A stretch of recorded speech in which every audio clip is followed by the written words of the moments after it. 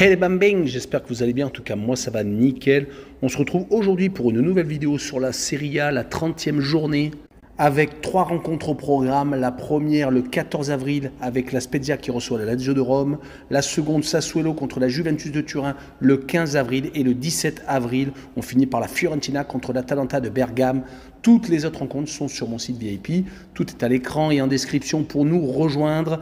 Et également n'hésitez pas à venir sur Telegram, Instagram et Twitter où je vous donne une code safe et une code fun tous les jours. N'oubliez pas le pronostic, votre critique positive ou négative, aucun problème. Et surtout, abonnez-vous avec le petit pouce qui va bien.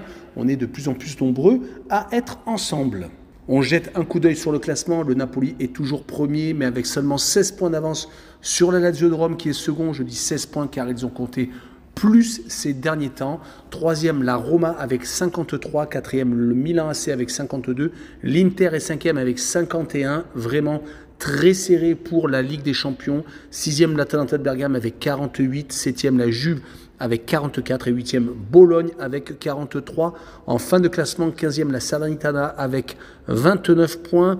16e, Lecce avec 27 points, 17e, la Spezia avec 26, 18e, le Hellas Vérone avec 22, 19e, la Cremonese avec 16 et enfin dernier, 20e, la Sampdoria de Gênes avec seulement 15 petites unités.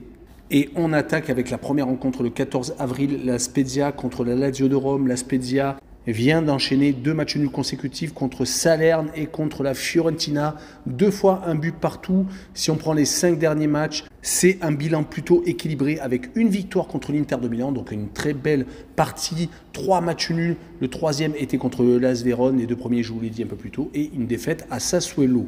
Mais à domicile, même s'ils n'ont plus perdu depuis 3 matchs, ils ont tendance quand même à s'écrouler contre les grosses équipes. Ils ont perdu 3-0 contre Naples et 2-0 contre la Juve. C'était début février.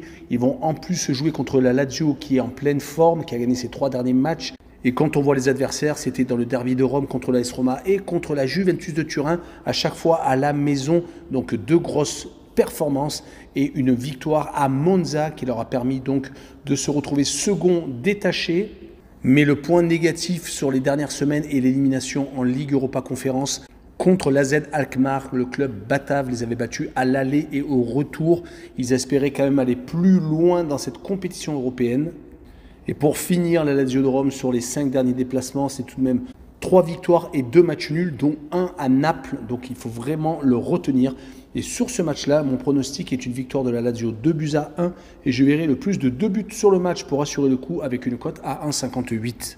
On enchaîne avec le 15 avril et le déplacement de la Juve à Sassuolo, le 12e qui reçoit le 6e. Sassuolo a eu un très bon passage fin janvier et début février avec 2 belles victoires, une contre l'Atalanta de Bergame 1-0 à la maison et une au Milan AC 5-2. Ils ont remis le couvert le 12 mars avec une victoire 4-3 contre l'AS Roma.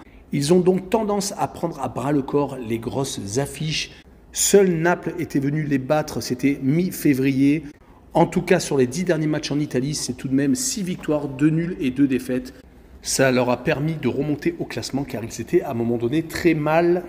En tout cas, l'après-Coupe du Monde leur a fait énormément de bien. Leur adversaire du soir est la Juventus de Turin, qui a toujours 15 points de pénalité et qui se retrouve pour l'instant aux portes de l'Europe. Même si les Bianconeri ont plusieurs cordes à leur arc, ils sont encore qualifiés en Ligue Europa contre le Sporting de Lisbonne, l'adversaire de l'OM lors de la phase de groupe de Ligue des Champions. Et ils viennent également de jouer la demi-finale aller contre l'Inter de Milan de la Coupe d'Italie. Même s'ils se sont fait accrocher un but partout, ils auront donc un match retour où ils peuvent donc encore passer par ce chemin-là pour avoir une place européenne.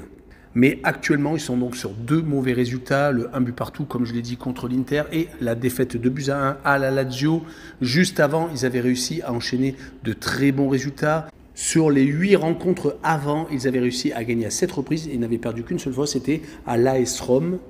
On notera qu'en déplacement, sur les 5 derniers matchs, toutes compétitions confondues, 3 victoires à chaque fois sans prendre de but.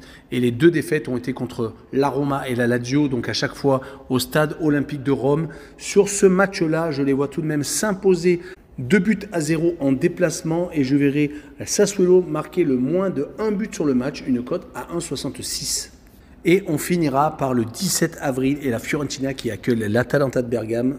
Le match est décalé car la Fiorentina joue ce soir en Ligue Europa Conférence contre le Lech Poznań, le club polonais. Il se déplace d'ailleurs en Pologne.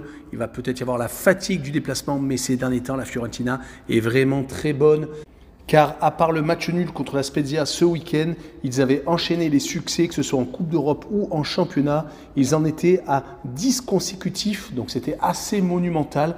Ils avaient par exemple battu à l'aller et au retour le Sporting Braga et Sivasspor, le club turc. Ils avaient également battu le Milan AC, la Cremonese, le Hellas Vérone. Ça, c'était donc en championnat. Et dernièrement, ils s'étaient imposés contre l'Inter de Milan, également en Serie A. Donc vraiment de très gros résultats.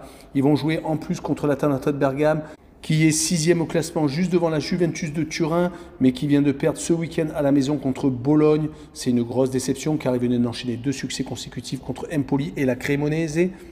Mais malheureusement, quand ils jouent contre des équipes de leur niveau ou qui sont juste devant eux, ils ont tendance à avoir du mal. Comme leur défaite contre Naples. À Naples, c'était le 11 mars et également des défaites contre l'Inter de Milan et le Milan AC. C'est pour cette raison que mon pronostic sera une victoire de la Fiorentina, 1-0. Et je verrai bien le draw no bet avec le pari remboursé si match nul à une cote à 1,71. Voilà, on en a fini avec cette vidéo. N'hésitez pas à venir me rejoindre. Ciao les bambins!